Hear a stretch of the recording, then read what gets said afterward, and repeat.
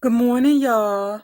Um, Today I'm going to give you a piece of something about some Real Housewives of Atlanta news.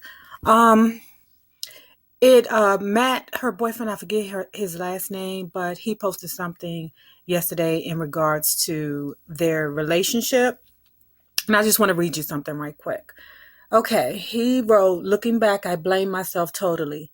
I learned very late in the relationship that a woman will not trust a man fully if he seems irresponsible or not up to standard in areas of a relationship.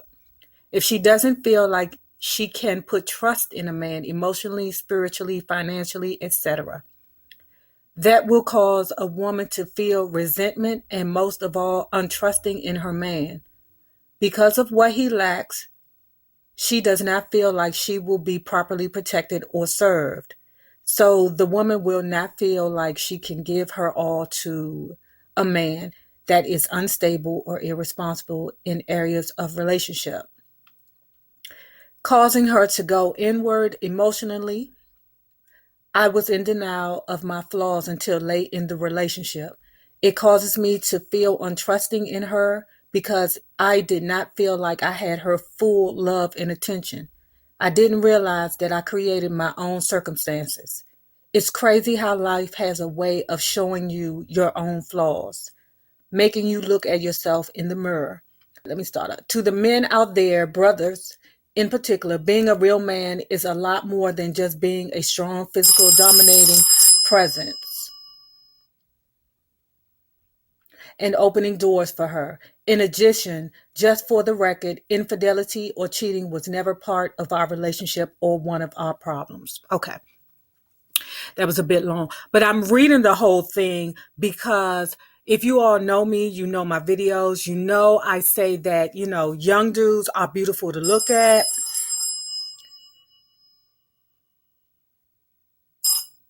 Okay, young dudes are beautiful to look at, but it's a cost to come with that beauty. I'm pretty sure it's a cost for men too when they, decide to date younger women. But young men, they will hold the door for you. They will be, the type to, call you beautiful and make you feel like a woman. Beautiful, like, 'cause, guys my age, them mugs ain't checking for me. They want the 20 something year old, and they can have them motherfuckers. You hear me? You 40-year-old men that be out there chasing that young pizzang, you can have them. I'm not tripping. You can have them. In fact, my ex was like 40. The guy I'm dating now is like 40. They both around 40. Okay, my girlfriend's texting me. I told her I was making a video. But I'm saying all that to say this. Um Young dudes will fool you in the beginning. Young dudes will have you floating on air and make you think that you are the queen of Sheba. But I'm going to tell you what always shines through: immaturity. Eventually, that dumb shit starts coming through. Let me tell you about this young dude that I used to mess with. So I'm going to make this about Kenya Moore slash a story time. I was dating this young guy. I did not know how young he was. I thought the guy was only like 8 years younger than me. I found out later on that he was 13. That's young dude mistake number one. Why you lying about your age? That shit was ridiculous. I thought the guy was 28. He ended up being mm, how old was he? He was like 23, but we was just dating or whatever. So I mean, he was wonderful. He was marvelous to me. He was so sweet. We went out on dates. We had fun together.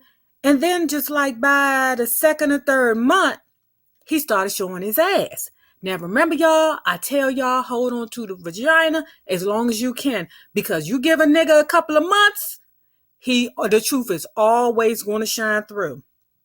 With me, somehow, some way, I don't know why, but I'm just blessed in a way, whereas these guys always show who they are before I give them the vagina.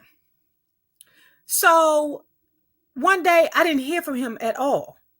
At all. The next day I didn't hear from him at all. Then he just pops up over my house with this lump in his head. And I said to myself, what the fuck is going on with you, sir? He's like, oh, I got robbed. Where'd you get robbed at? What grown man is like, oh, I got robbed? I said, where you get robbed at? He said, Leroy Park, coming from the go-go. I came from the go-go and I went to Leroy Park. I said, Leroy Park? What the fuck? What are you doing down there? Who goes down there? You're not from that hood. You from 35. What are you doing in Leroy Park? Because you know that's the rules. You don't, when you from one hood and you don't know nobody in this hood, then you know, you don't have no business going down there, especially if you ain't got that thing with you, you know. So at any rate, he was like, oh, my cousin called me and told me to come down there because she was fighting with her boyfriend and she told me to come down there. And that's the first lie. That was the first one. I'm sorry. Your cousin, somebody that supposedly loves you, lives in Leroy Park, her boyfriend from Leroy Park, you going down there to I don't know what you going down there to do, and you just decide, oh, I'm going to go down there, and you ain't got nothing on you. That was stupid. So he goes, but I'm not telling him this, but this is what I'm thinking in my head. So he's like, you know, yeah, we went up in the house, and that she wouldn't answer the door, so we came back down, and when we got to the truck, somebody was at the, you know, these dudes was at the car, you know, and they pulled us out the car. It just the story just didn't make no sense. And then it came to me the way he was, you know, how he was doing it and how he was putting his little story together, because see, what had really happened was he found him some old jump off vagina at the go-go that night when they went to go see Backyard. And what happened was he was so daggone stupid that the girl was like, oh, I live at Leroy Park. Won't y'all come past and come see me? Them dummies drive around there. The girl tell him to go upstairs and just knock on the daggone door. They knock on the door. He get downstairs, and now you're getting robbed. You know why you're getting robbed? Because the girl set you up, dum-dum. She set you up. And now that your head busted all open, now you want to come to my house and knock on my daggone door and cry on my shoulder. Y'all know I gave him probably 2 more weeks. I was done with him after that. I mean, done. He couldn't get me back. And it's sad because to this day, that young dude still feels an attachment to me. I mean, it was bad. He came to my job. He was like, Nay, why are you doing this to me? You know, I love you, blah, blah, blah. And see, what happened was, you're playing these young dude games with me. You play that crap with, you know, somebody that's in their early 20s like you. Don't play them young dude games with me, because, see, I hurt your feelings. I get sick of your ass. And I don't have no allegiance to you. I ain't gave you no pussy. We ain't got no kids. You don't owe me no money. We don't live together. Nothing like that. So what happened was, I just cut him off because, number one, he was still getting high. Found that out. Hanging around the way. Didn't I tell you somebody always knows somebody that knows somebody? Hanging around the way. And I was with my cousin who used to mess with him, and this girl goes to me, she go, don't you mess with such now with Black? I'm gonna say Black because his ass was black. Don't you mess with Black right now? I was like, yeah, we messing around. She was like, girl, you know he still be smoking them dippers meaning PCP, Fina, Cena, Dickador, whatever the fuck that shit is, I don't know. But she was like, don't you know he still smoke PCP? I said, Oh, and if his ass wasn't gone then, before, oh, he was gone now, because I don't mess with them niggas that be, you know, smoking that, you know, blah, blah, blah. And you know how she know? Because she smoked that deep with him. So, at any rate, let me take it back to Kenya. Kenya, I felt so good for her when she found that guy, you know, because Matt seemed very, very loving and caring. But if you are the type of woman that needs somebody to put you in your place, Matt is physically strong, but he's not mentally strong enough to put a woman like Kenya in her place. Kenya's an Aquarius.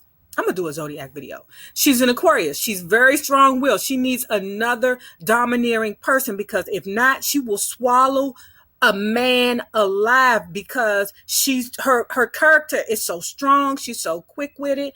And, just Matt can offer her love, and that's it.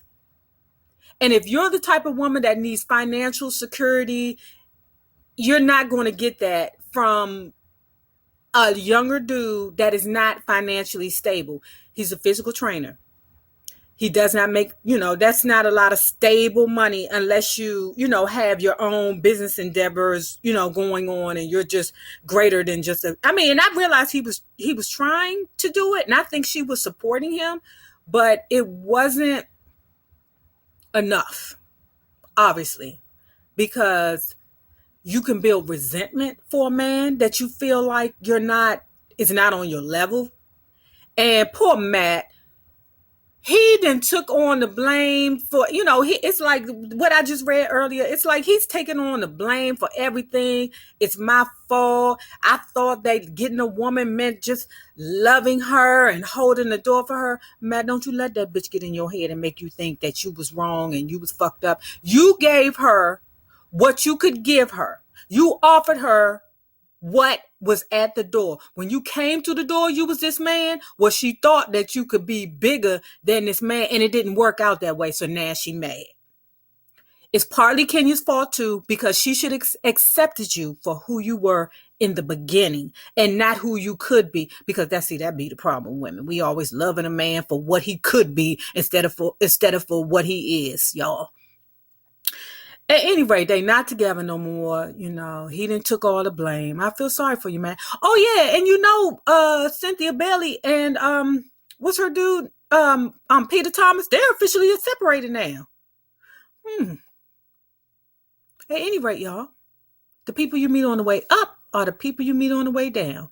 YouTubers, let's be good to each other.